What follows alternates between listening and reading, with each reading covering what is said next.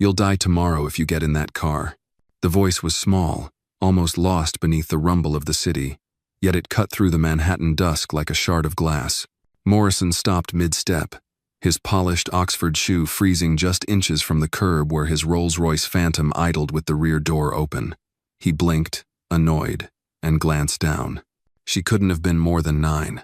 A wiry girl with oversized sneakers, a frayed hoodie that had seen too many winters, and eyes that didn't belong to any child, eyes that had seen too much.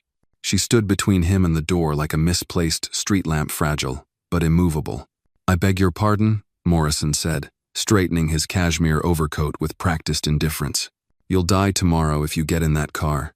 She repeated it, calmly, as if reading from a page already written. He chuckled, a dry, corporate chuckle, the kind that came from too many boardrooms and not enough front porches. He glanced at her skin, then her clothes, then back at the sea of high-rises surrounding them. The look in his eyes curdled from amusement to disdain. "Ah," he said, reaching into his wallet. "I see what this is. You want money. Should have led with that instead of spooky bedtime stories." "Oh." He pulled out a crumpled $1 bill and held it between 2 fingers, as if the act itself required surgical gloves. "There. That should buy you something warm, Maya, was it?" She didn't move, didn't flinch, didn't even look at the bill. "That's not why I'm here," she said softly, "and I won't take it." The refusal hit him like a slap, small, cold, and unexpected. His hand lingered in the air for a beat before he shoved the bill back into his coat. Behind him, the valet shifted uncomfortably.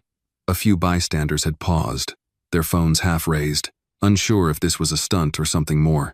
But Morrison, seasoned by decades of attention, waved them off. "What's your name?" he asked, mostly out of curiosity. "Maya Williams."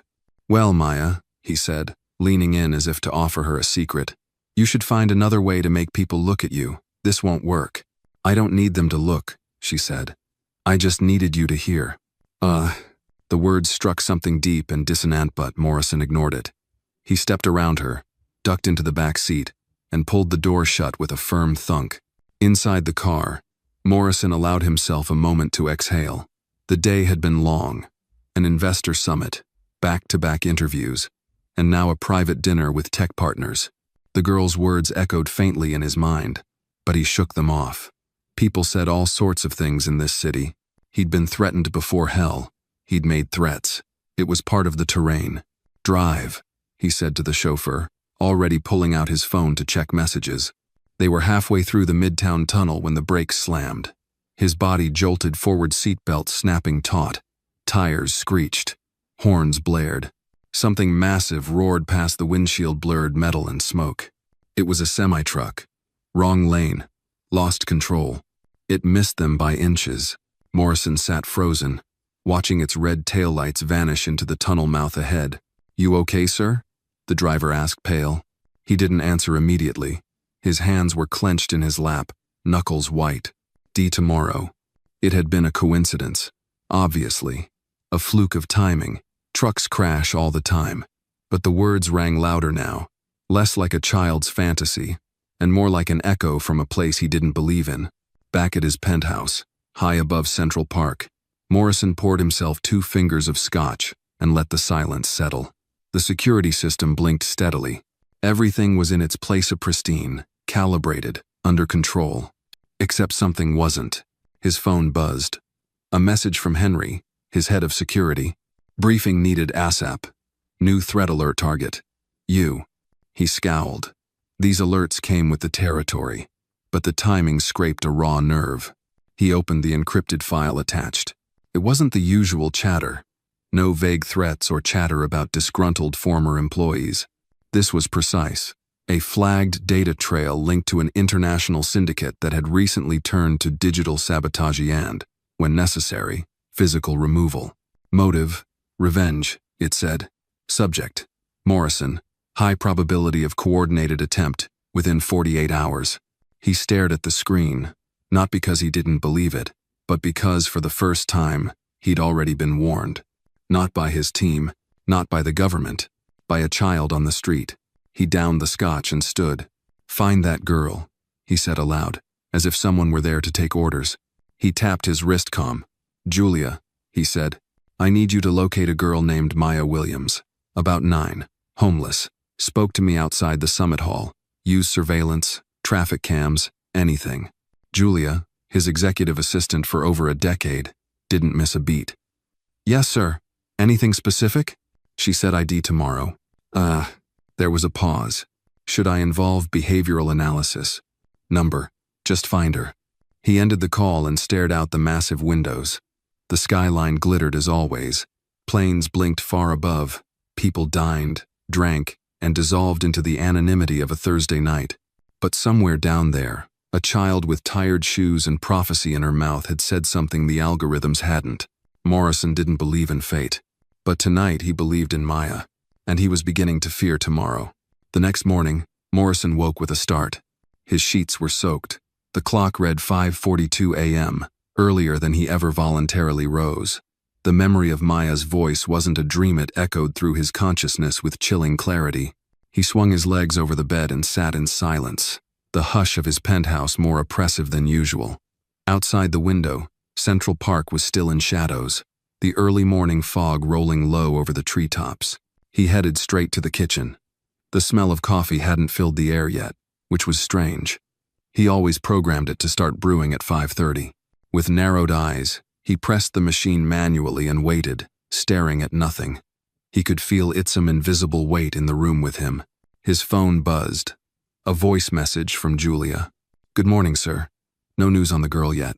Surveillance footage picked up traces of her on 52nd and 9th, but she disappeared into the alley network. I've dispatched private security teams to comb the area. I'll update you as soon as we find her.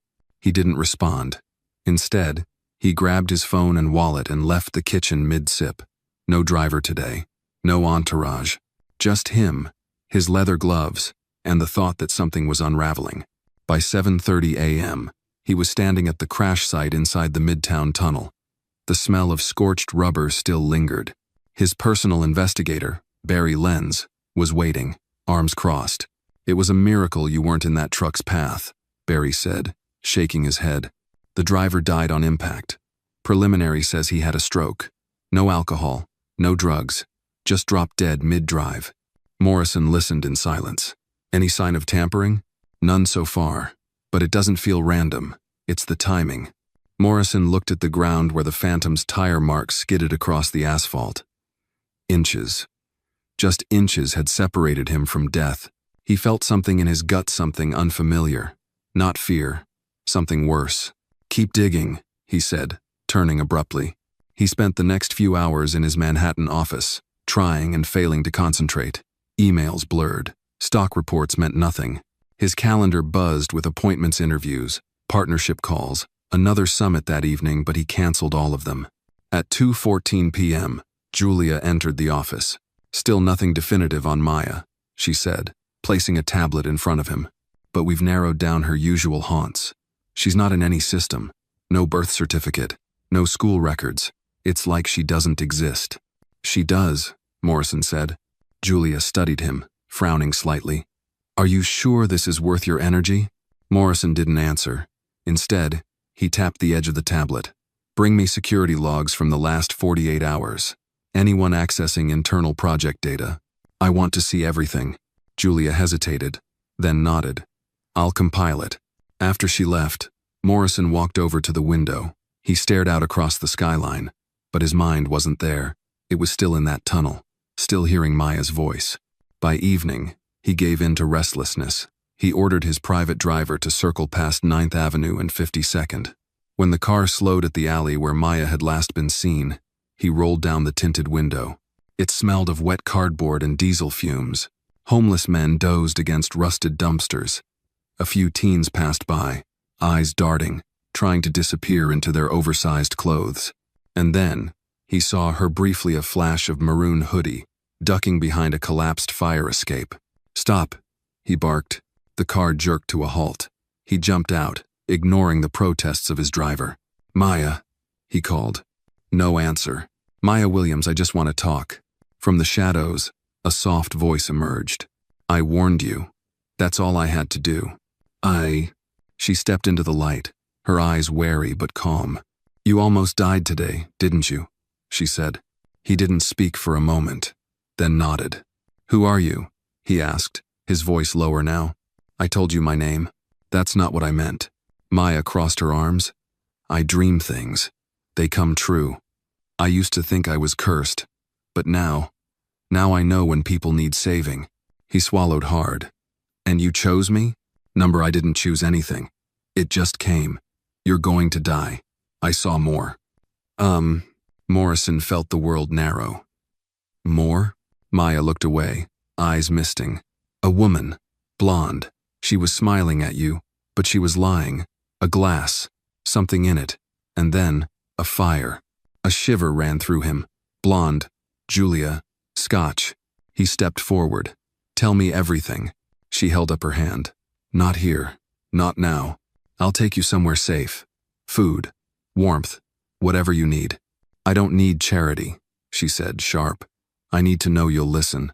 He nodded, slowly. "For once in my life," he said, "I'm ready to listen." As they walked back toward the car, he noticed how Maya walked alert, silent, like someone who'd learned to survive on instincts alone. He held the door open for her, and she hesitated before climbing in. Once inside, she folded her hands in her lap like a guest in church. Morrison sat beside her, something heavy growing in his chest. Not guilt, not yet, but the beginning of understanding. And somewhere, under that, a flicker of fear that what she saw might still come true. If you believe Maya truly knows something, give her a like. And don't forget to comment and let us know where you're watching from. Who knows? Someone right next to you might also be following this story. The penthouse sat above Manhattan like a glass cathedral. As the elevator opened, Maya stepped cautiously onto the marble floor, her eyes darting across the modern furniture, the towering windows, the silence that seemed too clean to be natural. "You live here?" she asked quietly. Morrison nodded, tossing his coat onto a nearby armchair. "Only when I'm not traveling. But yes, it's mine." Maya stayed near the doorway, still wearing her hoodie.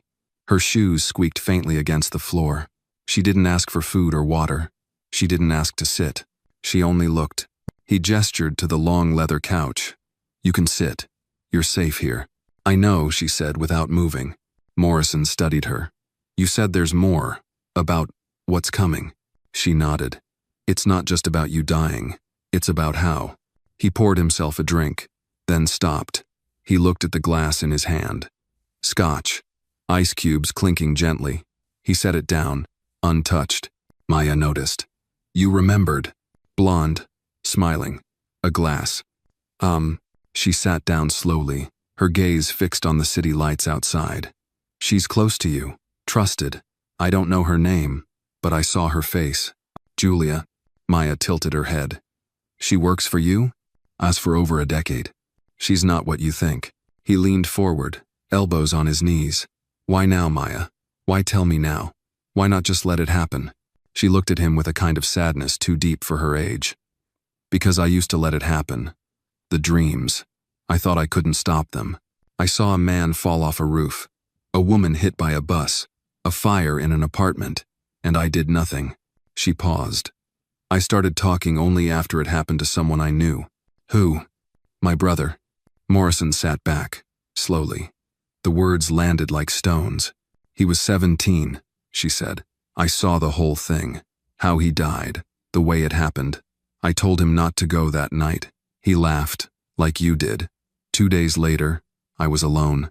He looked down. "I'm sorry." She shook her head. "You don't have to be. Just don't be him." A long silence stretched between them, broken only by the hum of the city below. Then Maya turned to face him fully. "There's someone trying to hurt you. Not just physically. They want to take everything you have." "That doesn't narrow it down," Morrison muttered. "You trust the wrong people," she said plainly. "You see numbers, deals, but you don't see hearts." He didn't argue. She wasn't wrong. "How much did you see?" he asked. "In the dream? Enough. You're in a room. There's glass, music, a lot of people dressed up. Someone hands you a drink. You take a sip. You smile. Then, you fall." Morrison stood and walked toward his desk. He activated a panel embedded in the wall. A holographic display of his calendar and upcoming engagements appeared. He tapped the screen. "That matches the gala. 2 nights from now. Product launch and investor gathering. Julia's planning it. Maya stood. Then don't go. He turned toward her. I have to. If I cancel, whoever's behind this will know I'm suspicious. I need to flush them out. Her eyes narrowed. So you believe me now? I don't have the luxury not to. She walked slowly to his bookshelf, running her fingers along the spines. You're not used to being afraid. Number. Then, use it. He raised an eyebrow. What do you mean? Fear tells you where to look. She was right. Again, his wrist comm buzzed. Julia's voice came through. Sir, are you home? I have the internal access logs you requested. Bring them up, he said, before thinking. Then glanced at Maya. She had already stepped back into the shadows of the room, silent as a ghost. Julia arrived minutes later, dressed impeccably as always, blonde hair tied into a neat bun, pearl earrings, and her ever-present digital tablet in hand. I've flagged a few anomalies, she said, placing the tablet on his desk. Minor timestamps, nothing serious, but one stood out. Someone accessed the product encryption files at 2:07 a.m. yesterday. That wasn't you, I presume. He shook his head slowly. Then it's either Barry or one of our tech team. Could it have been you? He asked, watching her eyes. She didn't blink. Of course not. I was home. Right. Julia smiled faintly. You look tired. Want me to make you tea? Scotch, he said instinctively, then stopped. No thanks. Just water. She raised an eyebrow. Since when? Since today. She nodded and walked toward the kitchen. As soon as she left the room, Maya stepped out from behind the curtain, eyes wide. That's her, she mouthed.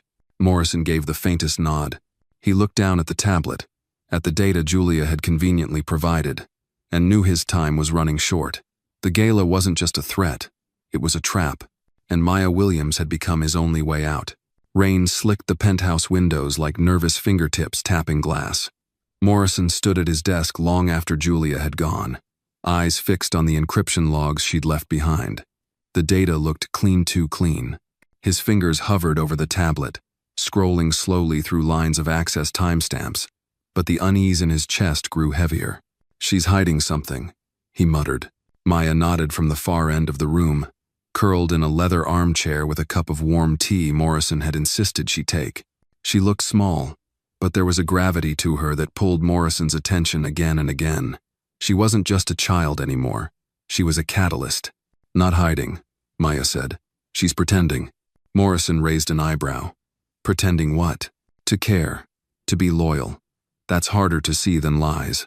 He turned away from the desk, pacing slowly. 10 years I've worked with her. She's never asked for a promotion, never took credit for anything. She knew every detail of my schedule before I did. I trusted her more than most. That's why it worked, Maya said gently. Her voice didn't hold contempt, just clarity.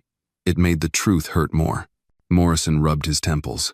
If I confront her, she'll run. If I act too casual, she might strike sooner. We need to get ahead of her. Maya stood, walked over, and placed something on the desk. A drawing. Crude lines in pencil, barely shaded, but precise. A rough layout of what looked like the gala venue. Tables. Walkways. A stage. You drew this? She nodded. I saw it in the dream. Morrison studied it closely. The exits, the glass balcony, even the curved bar at the back of the room were all accurate to the blueprints he'd seen during planning. She shouldn't have known any of this. In the corner, she said, pointing to a small square in the back of the drawing. That's where it happens. You collapse near the glass wall. Someone screams, but most people don't even move at first. They think it's part of the speech. He circled the area with his finger. How do you know it's Julia? She was holding the glass when you took it. She smiled too wide. Her hands shook when no one was looking. Her eyes flicked to her bag. What's in the bag? I don't know. I always wake up before that part. Morrison leaned back, staring at the ceiling. I need proof. I can't just accuse her based on a vision. Maya tilted her head. Then create your own vision. He looked at her, puzzled. You have security, cameras, audio, tech people. Set a trap. Make her think she's won. The idea struck him hard, clean, surgical, brilliant. We leak false intel. he said, voice rising. Tell her the formula is ready, that I'll be unveiling a secret prototype during the gala, something too valuable to pass up. Maya nodded. She'll act, he continued. She'll either spike the drink or try something else, but we'll catch her on camera. And if she doesn't fall for it? Maya asked. Then we stay ahead, we don't blink. He tapped his wrist communicator. Julia, cancel all my morning meetings. Bring in Barry and Tamara from cyber defense. Private team briefing. No records. There was a short pause before she responded. Of course, sir. Everything okay? Just covering ground, he said evenly. Later that afternoon, the penthouse transformed into a war room. Barry and Tamara, both former NSA analysts now working as Morrison's digital firewall, stood around the dining table alongside Morrison and Maya. Tamara raised an eyebrow at the child but said nothing. Morrison spoke first. We have reason to believe there's going to be an assassination attempt at the gala, possibly internal. Barry blinked. Internal? Who? Julia, Maya said quietly. There was silence. She's handled all logistics, Morrison continued. She knows the venue, the guest list, the security rotation. If anyone could slip something in undetected, it's her. Tamara crossed her arms. What's your plan? Stage a fake asset. Leak info that I'll reveal our new neural finance prototype during the gala. Something that could be sold on the black market for billions. Make it too good to ignore. Set the bait.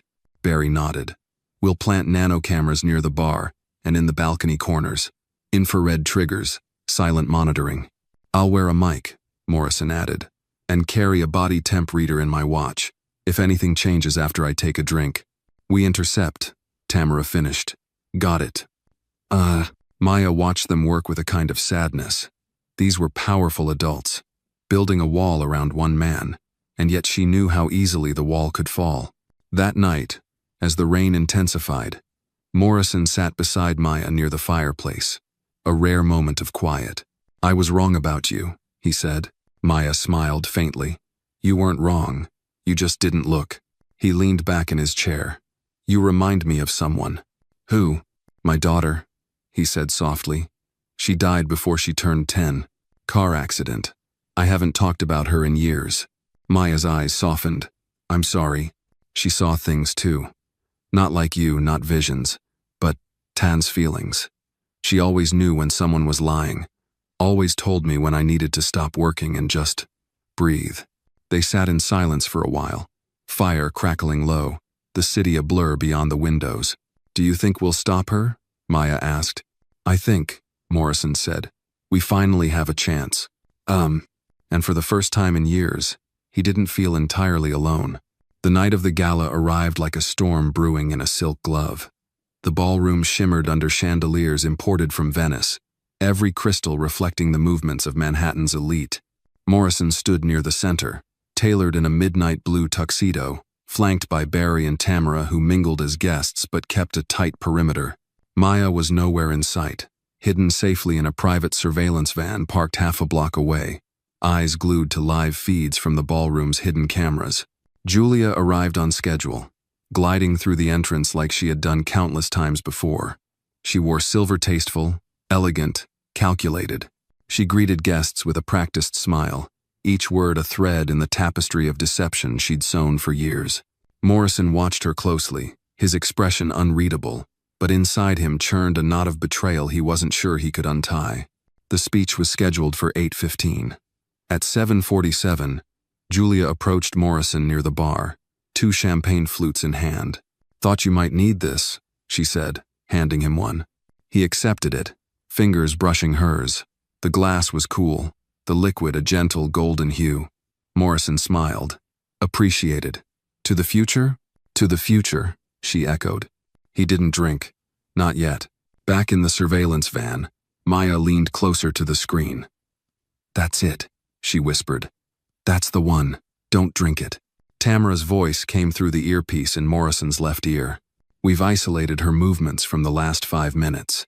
She reached into her bag just before getting the drinks, confirmed she poured something into one of the flutes. Morrison raised the glass slowly to his lips, pausing just short. Wait, he said, locking eyes with Julia. Before we toast, tell me something. Julia tilted her head. Anything. Why me? Her smile froze. Just a fraction. Enough. I don't understand, she said. He set the glass down. You've been with me through everything. The crashes, the comebacks. Why would you do this? Her hand twitched. A flash of emotion fear? Number calculation. You think I'd hurt you? I think, he said quietly. You've already started. Julia's face shifted. Slowly, carefully, she placed her own glass on the bar beside his. I don't know what you've been told.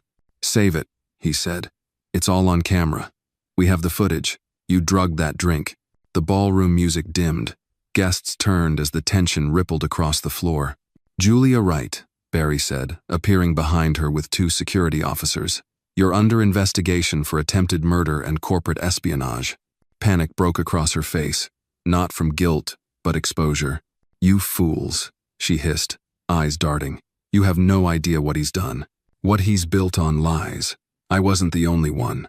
Tell it to the judge, Barry said, snapping a cuff around her wrist. Morrison stood still as she was led away, murmurs rippling like wildfire among the guests. The smile he gave was tight, professional. Sorry for the disruption, folks. Please enjoy the evening. We'll be moving the speech to a private setting. He stepped away, not toward the stage, but toward the exit, his mind already racing ahead. Back in the van, Maya watched the feed fade as Julia was escorted out. She closed her eyes, letting the tension fall from her shoulders. Tamara gave her a warm nod. You saved him. Maya said nothing, only stared at her reflection in the black screen. Later that night, Morrison returned to the penthouse. It was nearly empty now, the wine untouched, the fireplace cold.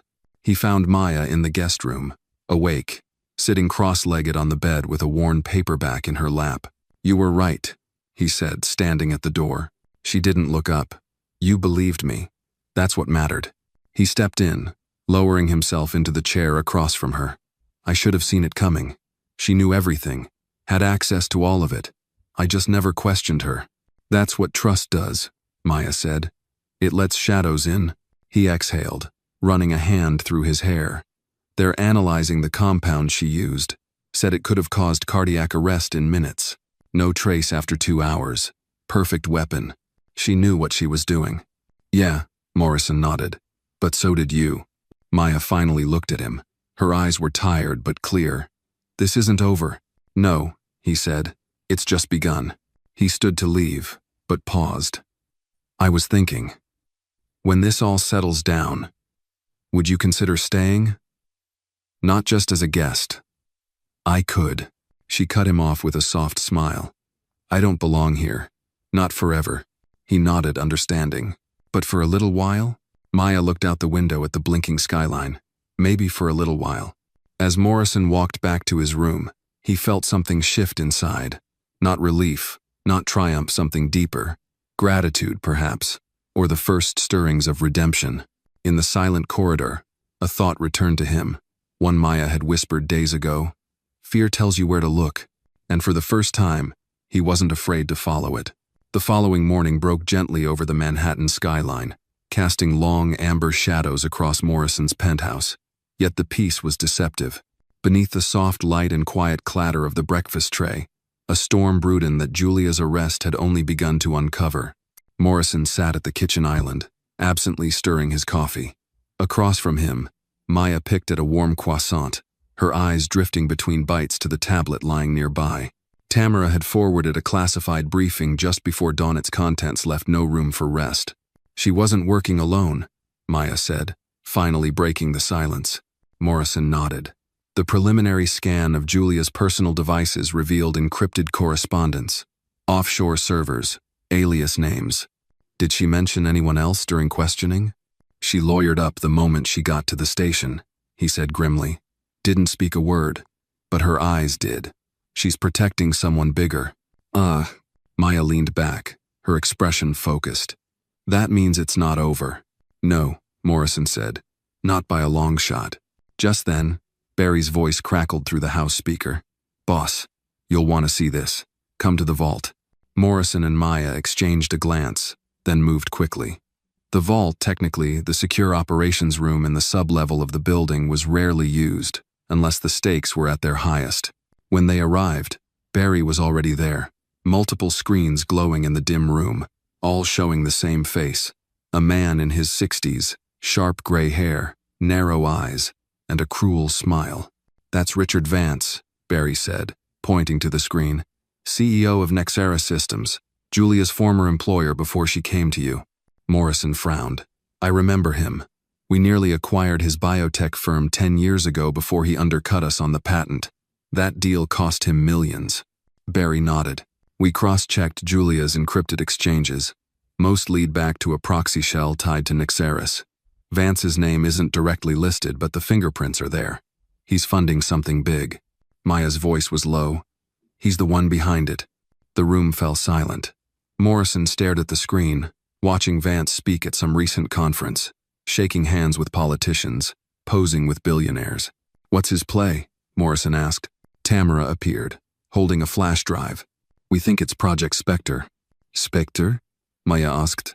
"It's a military-grade AI surveillance system, autonomous decision-making, adaptive memory, real-time behavioral prediction. But it was banned 2 years ago after ethical concerns. Now it's reappeared under a new name. And Julia was funneling data to help refine it," Tamara added.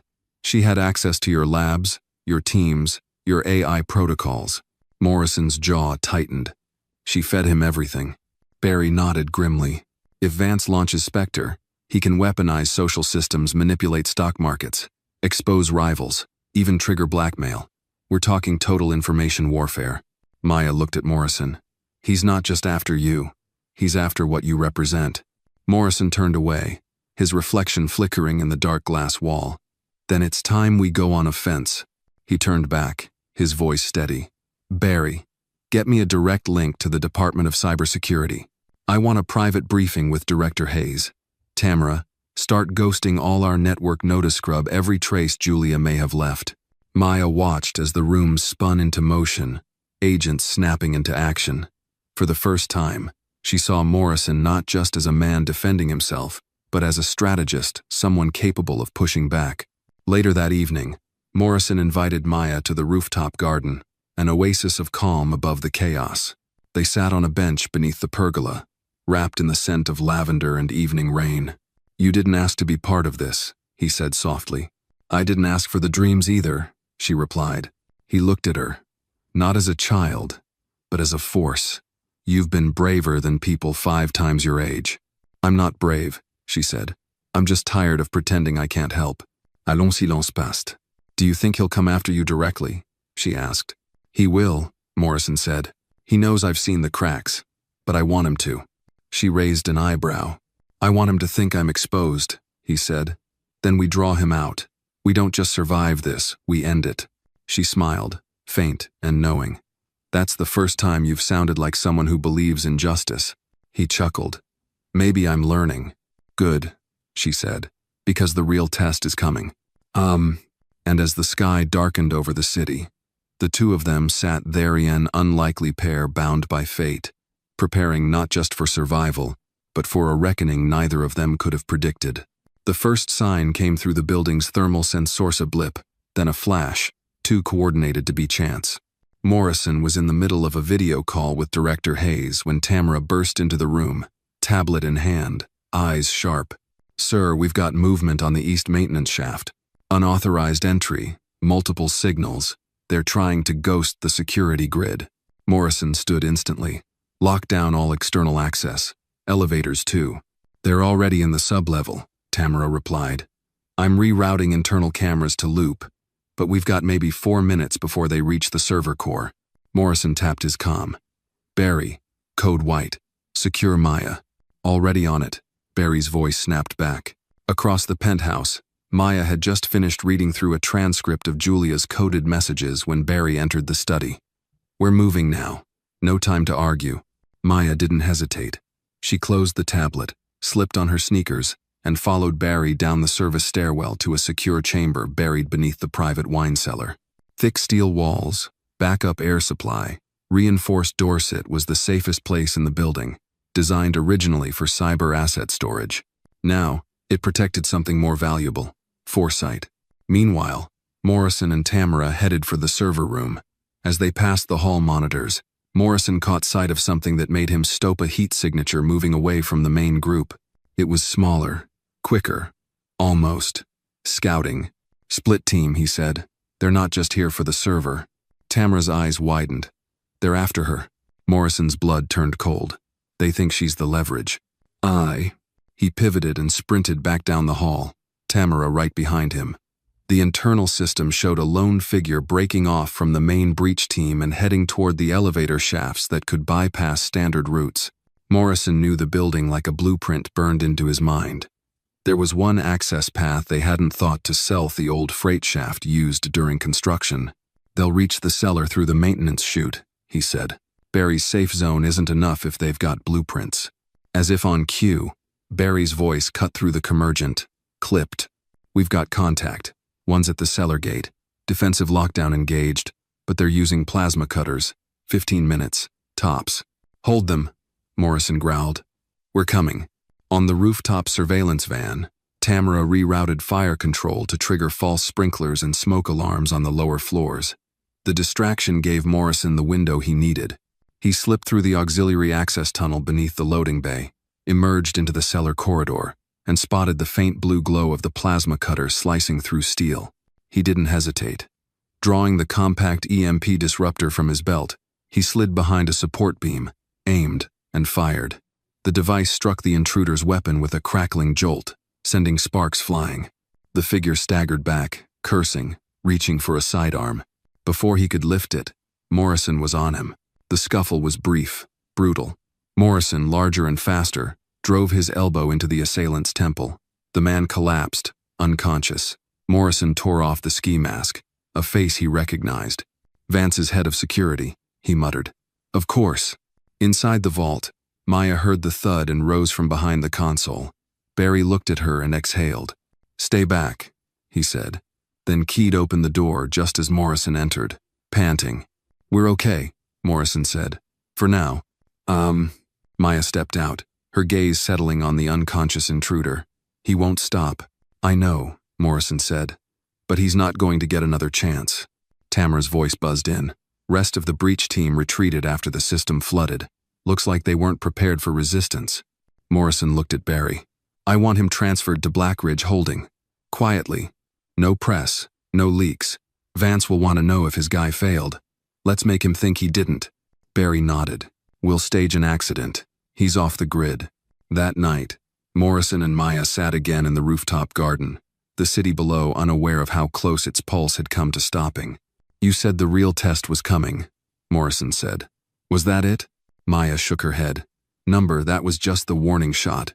He exhaled, leaning back. "Then what's next?" She looked at him, her eyes older than any child should be. "The next vision starts tomorrow." She paused.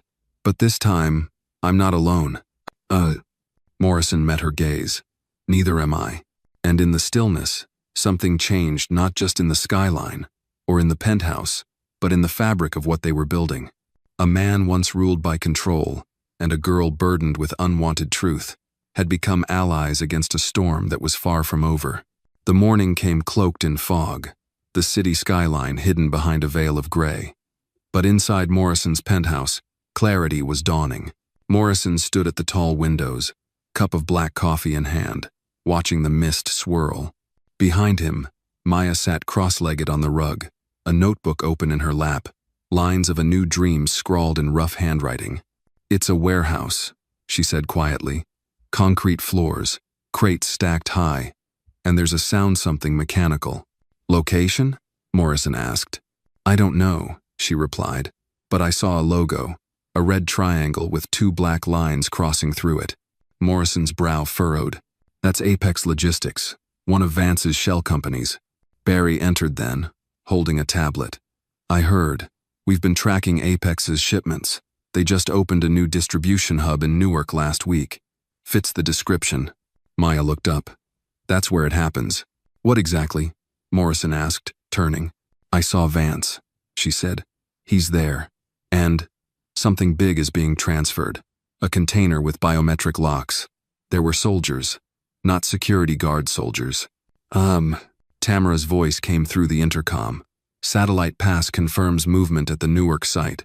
4 black SUVs, 2 trucks with sealed crates, no corporate markings. Morrison's mind began spinning. It's Spectre. Tamara continued. It gets worse.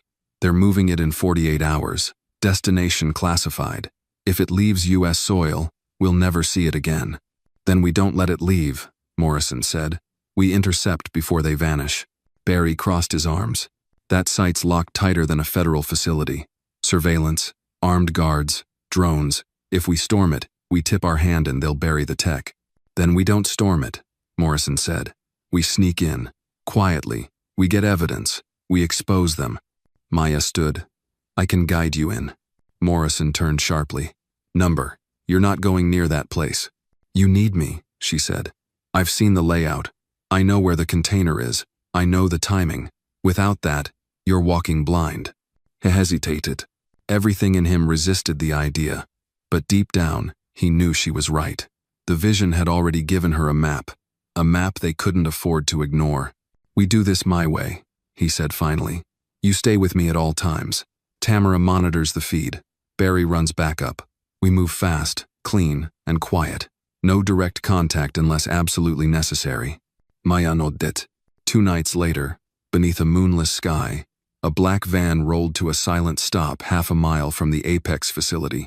Inside, Morrison adjusted his comms unit, checked his concealed holster, then glanced at Maya, seated beside him in a black hoodie, her hair tucked under a cap.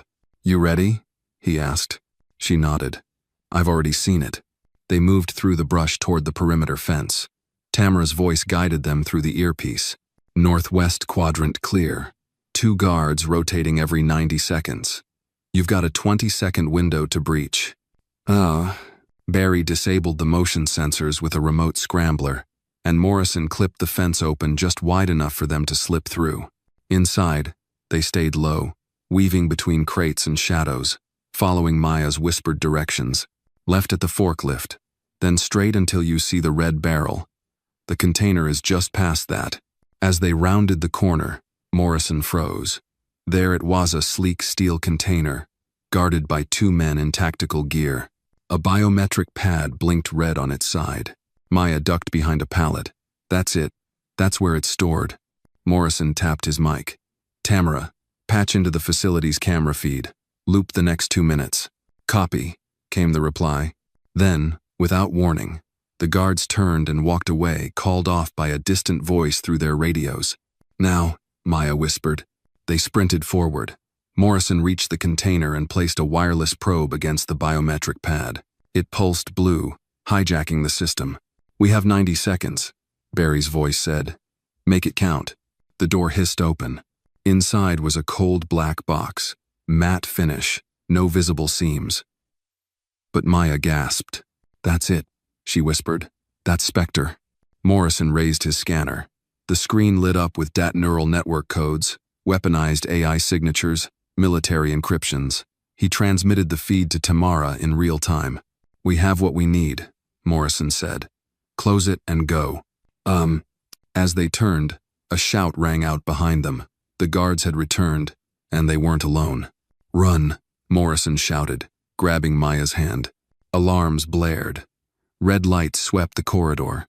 As they raced through the maze of crates, Morrison fired a stun shot at a pursuing guard, dropping him. Barry's voice crackled in their ears. Exit east side. Tamara's got a drone waiting. 10 seconds. They burst through a side door as bullets struck metal behind them. The drone swept in, low and fast, and they leapt onto its flat cargo bed as it sped off into the night, leaving chaos in its wake. Back in the van, breathless and bruised, Morrison clutched Maya's shoulder. You okay? He asked. She nodded, shaking. You were right, he said. Every detail. You saved us again. She didn't answer, just looked out the window at the warehouse growing smaller in the distance. I saw one more thing, she whispered. Before we left. He leaned closer. What was it? She looked at him, voice trembling. I saw Vance, and he was smiling, because he has another copy. Morrison's face darkened. The war wasn't over. It had just gone deeper. The following morning, the city felt different, as if every street and building held its breath. Morrison stared at the screens in the secure operations room, the stolen data from Spectre flickering on one monitor, Maya's face on another. Tamara and Barry were there, but Morrison sensed something else. Exhaustion, tight like a drum. He tapped his wristcom. Director Hayes is confirmed. Private briefing at 0900. Then he turned to Maya. How are you holding up? She shifted in the chair, pulling her hoodie tighter. Better than last night, she said softly. But Vance having another copy makes it worse. Morrison nodded. It gives us leverage. If we find the second container, we expose him fully. He pointed at the log feed. This shows them moving something else 3 days from now, same route, same trucks. Barry leaned closer. It's a doubling down. They're not stopping. Tamara tapped the screen. If we catch both, we dismantle the whole operation. A tense pause followed. Then Morrison spoke, voice steady. Then we prepare. At 9, the underground meeting room under the Cybersecurity Bureau hummed with quiet echoes. Hayes, a seasoned agent with steel-gray hair and sharp jaw, nodded as Morrison laid out the evidence. We intercepted Spectre 1, he said, and we have vision of Spectre 2 being moved soon. Both are illicit, dangerous. Hayes circled the room, absorbing every detail. You're asking federal involvement? Morrison stood tall. Yes, I want federal assets ready, but I also need you to keep Maya out of the spotlight. Her cooperation is voluntary, and her safety must be guaranteed. Hayes's gaze flickered to Maya. The girl met it, eyes sure. Understood, he said simply.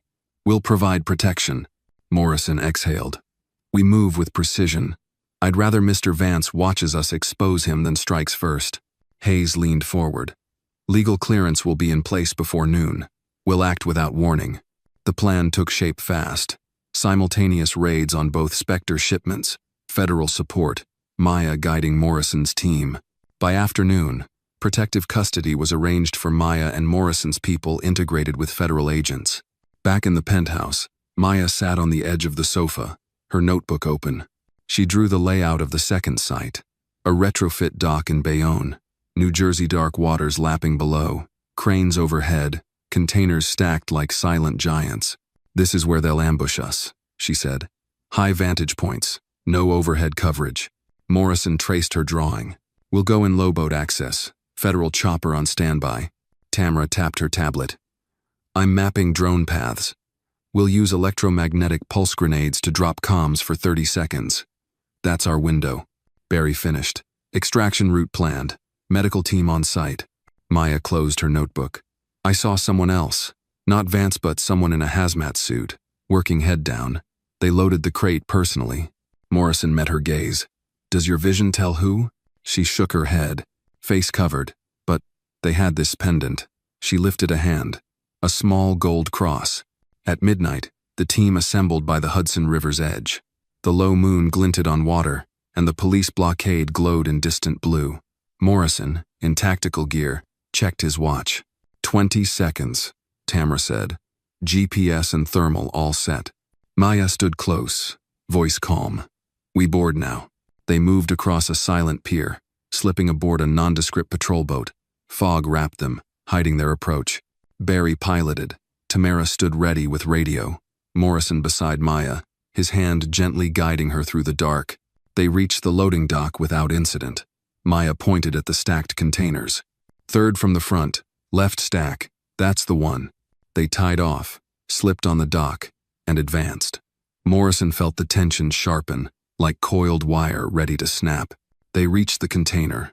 Maya crouched, hands trembling slightly as she oriented the probe. Blue light.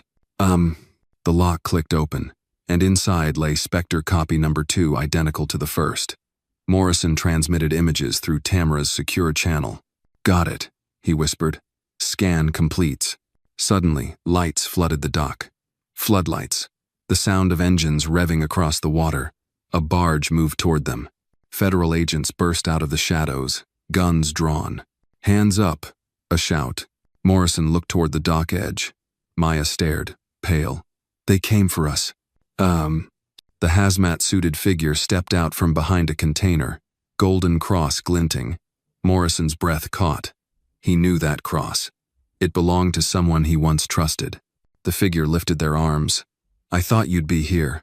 A voice rang across rippling water. Deep, controlled. Morrison's eyes widened. "Vance?" He lifted the mask, and Vance's calm, smug face stared back. Vance's smirk was all confidence. "You're too late." Morrison's voice was steady. "Not too late enough." "Ugh." Maya backed up, confusion showing. "But we had you. Spectre is already online. I needed copy number 2 because number 1 was traced. By this time tomorrow, you'll see how little difference one missing box makes." Morrison swallowed. "You underestimated Hare." Maya stepped forward. "You thought a girl couldn't stop you." Vance laughed softly. "Oh, child, this is just beginning." Tamara radioed for support. Agents moved then, surrounding Vance and the haulers. Vance held up one finger. "Let me give you one gift before this ends." He tapped his earbud, then activated something on his wrist. The barge across the water halted. A flood of lights came on as a horn blared helicopters. Vance smirked again. "Spectre 3 will be on that chopper soon." In that moment, Morrison realized the true depth of the storm. Vance's plan wasn't a shipment. It was an evacuation. The raid became chaos. Agents shouting, agents securing Maya. Morrison sprinting toward Vance. Vance turned, started running toward the water ramp. Morrison lunged, tackled him hard. They struggled on slick cement. Vance reached for a pistol. Morrison slammed his wrist comm into Vance's head. The gun skidded away. Barry and Tamara arrived then, securing Vance in cuffs. Agents called for blockade on the ramp. Maya watched from behind, tearful but resolute. Soon the barge was stopped. The chopper hadn't taken off. Spectre 3 remained sealed. In the aftermath, Morrison stood on the dock as dawn broke. Vance was escorted away, Maya beside him. Federal agents packed evidence around them. Spectre shipments, encrypted drives, hardware. Hayes walked up. "Well done." Morrison nodded. "Thanks to her." He looked at Maya. She met his gaze, calm and strong. "Ready for a break?" he asked. She nodded, and they walked away together, the rising sun splashing gold on the river. The fight wasn't over. Spectre was only paused, but they'd won a major victory. And standing beside Maya, Morrison knew they had power beyond technology. They had truth. And for now, that was enough. The evidence room hummed under fluorescent lights as Morrison watched agents seal box after box of confiscated Spectre hardware and documents. Maya stood beside him, her hoodie replaced by a worn leather jacket, eyes scanning the clean rows of metal crates now labeled evidence. The morning sun filtered through high-set windows, casting long lines across the floor stark, unwavering, like the justice they had fought for. Director Hayes placed a firm hand on Morrison's shoulder. "Federal press conference in 45 minutes. They want to announce the arrests, your cooperation, and the shutdown of Spectre Ops." Morrison nodded, glancing at Maya. She was quiet, thoughtful, strong. "Are you ready?" he asked gently. She met his gaze. The steel in her eyes surprised him. It was the same determination that guided his own reflections now. "I'm ready." The crowded press room inside the Department of Justice was bright, solemn. Rows of seats filled quickly with reporters, cameras, and government staff. Behind the podium stood Director Hayes, flanked by Morrison and the now swathed Maya, holding his hand quietly. Hayes stepped forward, voice unwavering. "Today marks a critical victory in the fight against autonomous weapons and illicit AI deployment. Thanks to the cooperation of private citizens and federal operatives, we've dismantled a syndicate led by Richard Vance, aimed at weaponizing artificial intelligence for market manipulation and covert influence." He gestured. Morrison took the podium next. "Good morning," Morrison began, voice calm but resonant. He scanned the audience. "Technology is only as ethical as the people who wield it.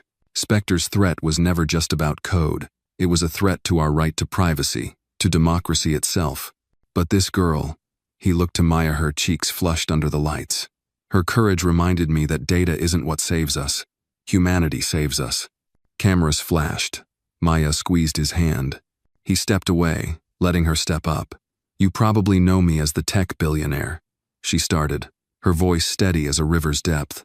"I know what people in the shadows can look like." She paused, met Morrison's gaze, then continued, "I didn't want this life. But if speaking up can stop one more dream foretelling tragedy, then it's worth it. The room erupted flashes, murmurs of admiration. When they left the room, Hayes placed a protective arm around Maya. "Do you have somewhere safe to go?" he asked. Morrison answered before she could, voice low. "She stays with me. I've arranged a foundation scholarship, the Maya Williams Initiative for Gifted Kids Who've Fallen Through the Cracks." Hayes nodded approvingly. "Good." Back in the penthouse, empty now of surveillance teams and agents, Morrison and Maya sat at the window, overlooking Central Park. The city's pulse was full, vibrant, indifferent. He poured 2 glasses of sparkling water. "To what comes next?" he said softly. She allowed herself a tight smile. "To what comes next?" They clinked glasses. Morrison shook his head, touched by the shift inside him. "You changed everything." Maya looked out at the park, trees leaning in breeze. "You changed too. You learned that even a billionaire can't build walls without doors." He smiled. Suddenly, his phone buzzed a notification from the foundation he'd just set up. "First applicant accepted." He handed it to her. She read, "A young girl with uncanny pattern, recognition skill, living in foster care." Maya's eyes glistened. "Someone like me." They both looked at the skyline, possibilities sprawling between them. That evening, Morrison hosted an intimate gathering at his penthouse. A small group of philanthropists, educators, and tech ethicists mingled beneath the chandelier's warm glow. Maya moved among them with growing ease, answering questions, offering insight. One professor asked how she found strength after everything. She paused, then said, "I found that truth, when amplified, speaks louder than fear." The room fell silent in respect. Morrison watched her proudly. Later, alone in the rooftop garden, they sipped tea. The city spread below them in endless possibility. "I was thinking," Morrison began, voice gentle, "might be time to write that book, you and your story, for others." Maya looked at him, surprise and hope combining in her smile. "I'd like that." He nodded. "We'll tell it together." As midnight approached, they stood side by side, looking out at the lights along Fifth Avenue. Morrison felt something settle into his bones, a peace he hadn't known in years. Maya leaned against him. "Is it really over?" He held her close. "For now. But with this," hand over his heart, "and this," he nodded toward her, "it's only the beginning." And under that soft city glow, 2 souls, unlikely but united, stepped into a future neither had dared imagine together. The sun rose on a quieter city that morning, one that had survived a dark storm. In Morrison's penthouse, the air felt lighter, but the weight of what they'd accomplished still hummed softly between them. Maya sat cross-legged on the floor, sketching out plans for her new foundation program, while Morrison reviewed the first round of applications on his tablet. Among them, he spotted familiar names: vulnerable kids with gifts, often overlooked by society. He cleared his throat. "These stories," he said, scrolling, "they remind me of you." She looked up, expression thoughtful. "I don't want pity." "Neither do they," Morrison replied, "but they need a chance." They spent the morning mapping out curriculum coding workshops, mentorship pairings, creative labs and logistical support, mental health access, uniforms, transit cards. Maya's insight shaped everything. Her own journey from invisible homelessness to saving a billionaire gave her an empathy and clarity beyond her years. That afternoon, Barry and Tamara arrived with updates. The federal case against Vance was proceeding, indictments drafted, Spectre technology slated for total destruction or repurposing under strict oversight. The foundation, meanwhile, attracted immediate interest from educators and investors. Things were moving fast. Morrison set up a small whiteboard in the penthouse office. "I want us to model this after public schools, not elitist labs. Accessible to every kid with curiosity, regardless of background." Maya tapped a marker, writing, "Curiosity over credentials." She paused. "And we should include a creative lab: stories, art, expression, not just tech, so every child can tell their own voice." He nodded, deeply impressed. "Perfect." That evening, they attended a kickoff dinner for the initiative at a community center in Harlem. Families, educators, local leaders, and curious kids filled the room with warmth. The walls were decorated with Maya's sketches and inspirational quote zone from Morrison. Technology isn't progress until it's shared. Morrison addressed the crowd first, voice resonant but gentle. He spoke of fear and redemption, how one child's voice toppled a silent conspiracy and how every voice deserves an audience. He closed with, "Maya Williams taught me that hope doesn't come with wealth, it comes with listening." Applause rose. Maya followed him to the microphone, her voice steady. "I don't know all the answers. I know what it's like to feel unseen. This is for the kids who see the world differently and want a place to share it." Ahushfel. In the back, a teen with headphones clenched a thumb up. A mother wiped tears. Morrison squeezed Maya's hand before returning to his seat. After the event, they walked outside into a gentle spring night. Music from a street performance drifted through air heavy with community. Maya breathed it in. "They like you," she said softly. He smiled. "You were the real star." She shook her head. "They weren't listening to me until you spoke." He stopped, leaning against a lamppost. "Mayar, you okay? All this, it's a lot." She looked at him, honest. "Sometimes it's overwhelming, but I want it. I deserve it." He nodded. "Absolutely." He reached into his pocket. "I wanted to give you this." He held out a small silver pendant, a reprise of the Golden Cross Vance wore. Maya picked it up, eyes wide. It bore the inscription, E pluribus unum. She traced the letters. "United from many. Just a reminder," Morrison said. "You're not alone." Back at the penthouse, Maya placed it around her neck. Morrison watched her in the kitchen as she prepared tea. The domestic normalcy settled around them, two people from different worlds sharing ordinary moments. He joined her. They sat at the kitchen table, warm mugs in their hands, and simply talked about hopes for the program, dreams beyond the crisis, even childhood memories. Morrison spoke of his daughter's love for Sunday pancakes. Maya shared memories of sleeping under bridges, dreaming of being heard. His voice softened. "You know, I once thought my success would protect me, but what saved me was you." She smiled, shy. "And I needed someone to believe in me." The next morning, they stood before the first Class 20 kids seated at long tables, eyes wide as they set foot inside a real lab. Computers hummed. Whiteboards glowed. The air smelled of fresh possibilities. Morrison addressed them. "Welcome to the Maya Williams Initiative. Here, you'll learn skills and discover voices. You'll create, question, and challenge what's possible." He stepped aside as Maya took over. She spoke directly. "We build together. You choose what we learn. If you have dreams, start with us." And in the crowd, a spark ignited curiosity, hope, determination. Morrison watched Maya captivate her students. He thought of the girl who'd once stood in the street and forewarned him.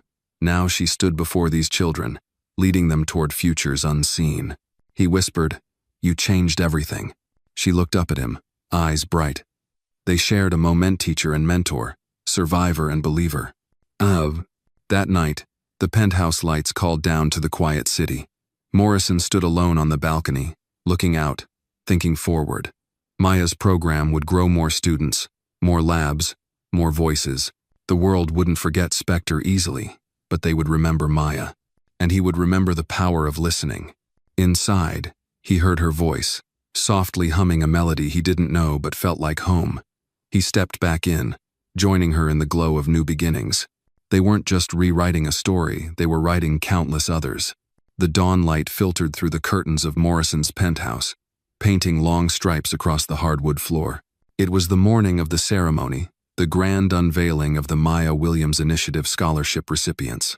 The entire terraced rooftop was arranged for the gathering, white folding chairs, pastel floral arrangements, and a stage draped with greenery and fairy lights. Near the edge, a minimalist sculpture by local artists depicted interlocking hands, a silent testament to unity, symbolizing how shared stories can reshape the world. Morrison stood backstage, his crisp navy suit tailored neatly, though his expression was restless. He glanced at Maya as she adjusted the lapel microphone on her jacket, no longer the hoodie, now poised and confident. The girl who once stood on Fifth Avenue crying warnings had become the face of a movement. "Ready?" he asked, voice low. She nodded, eyes bright with the same steel he remembered. "More than ever." He smiled.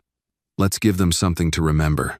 The music shifted to soft strings as Maya stepped onto the stage. The crowd, educators, journalists, community leaders, parents fell silent. Morrison settled into a front row seat, empty chair beside him in reserve. Maya began, voice steady and warm. Good morning. Today isn't just about scholarships. It's about opportunity for every child who felt invisible, every voice that went unheard. This initiative is named not for me, but because I needed a chance. So do they. She gestured to the sculpture behind her. This piece by Harlem Youth Art Collective reminds us, real progress happens when we interlock our strengths. She spoke of her story, the night she warned Morrison in the rain, the fear that came afterward, and the moment she realized her voice could change the world. Her words echoed over the rooftop and beyond. I learned that courage isn't born from safety, it's born from necessity. The audience listened, silent and moved. When she finished, Morrison joined her on stage. He held out a small envelope. These are the first 4 scholarships for students who've shown talent, curiosity, and a spark that couldn't be extinguished even in the harshest places. He announced the recipients: Ava, a foster child with robotic sketches; Jamal, a poet with a gift for code; Rosa, an undocumented dreamer with a knack for storytelling; and Marcus, a youth leader determined to bring STEM literacy to his neighborhood. Each recipient took the stage to applause. When Ava stepped forward, she held up her sketch, a mechanical arm entwined with flowers, symbolizing human creativity conjoined with technology. Maya's eyes watered. Morrison's chest tightened. They were seeing possibility converge. After the ceremony, the rooftop transformed into a celebration. Children introduced themselves. Parents asked questions. Donors congratulated Maya and Morrison. The air filled with light laughter and friendship. Morrison found Maya by the sculpture, alumna and founder, among clusters of excited families. One day you'll walk by this spot and smile, he said quietly. She looked at him, then at the sculpture. It'll remind me of where we started. He paused, considering. I wanted to show you something. He led her to the other side of the terrace, where a second, smaller sculpture had been unveiled, a bronze profile of Maya surrounded by a halo of carved quotes. Truth speaks, courage acts, voices matter. She read the plaque. In honor of the girl who stood up. She blinked back tears. Morrison took her hand. You changed the world. That evening, the penthouse felt like the world had shifted. The sounds of celebration had faded. Maya poured 2 cups of chamomile tea. Morrison settled beside her on the terrace couch, the city lights now soft and distant. This is more than I dreamed, she said. He sipped, watching her. You made it more than I could have. She looked at him. What about the stories yet untold? He felt excitement bloom. Then we tell them. She smiled, leaning her head on his shoulder. As the night deepened, they sat in companionable quiet, 2 souls intertwined by fate and common purpose. Below, the city pulsed, thousands of lives connected by hidden threads of compassion, bravery, and the transformative power of a single voice. In his mind, Morrison thought back to the beginning, a child in the rain with nothing but warning, a man refusing to listen until he almost died. Now, years later, they stood together on a rooftop shaped by hope and resolve. Maya closed her eyes. We did it. We did, he whispered. And tomorrow, it's someone else's turn, she said. Morrison nodded. Their turn to speak. Their turn to be heard. Under the gentle hum of city night, they rose and gazed out together. Beyond their terrace, the skyline stretched endless, a testament to human ambition. And somewhere in that infinite horizon, new voices were forming, ready to weave into the story they had begun. It was the end of one journey and the beginning of countless others.